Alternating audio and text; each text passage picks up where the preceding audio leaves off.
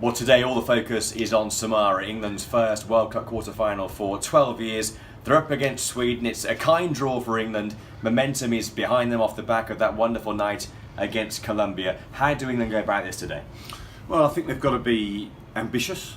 I think they have to focus on what they do very well when they're in possession. So, I mean, that sounds a bit counterintuitive. So when they're on the ball, they've got to make sure they don't overcommit and get done on the counter-attack. We've seen that against Germany.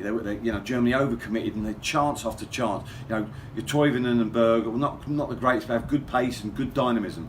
And people talk about their 4-4-2 and it's back to the old. I think that's disrespectful to Sweden. They're brilliantly organised under Yanni Anderson. They have Granqvist as a leader, and by the way, a fine penalty taker. And they find a way to limit chances, and that's going to be the key.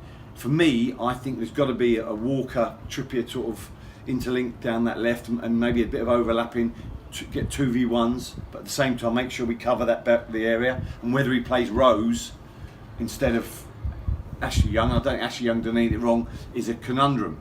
Will Dele Alli play? I'm not sure, but Sterling again I thought was very bright in the first, as was Lingard. They faded a bit. Got to stay there for the 90 minutes, keep that ingenuity. The pace of Lingard and Sterling's key for me. Once they break the lines and you give a chance to that man Kane, who's got ice in his veins, he finishes. You can say what you like about all the other penalties, and some of them are amazing. In the end, he has to take one in normal time. He steps up in a huge game, and it's a top draw penalty. And if he gets another goal, and he may well do, he'll finish top goal scorer, and what an achievement that is, and may well take England to the semi-finals.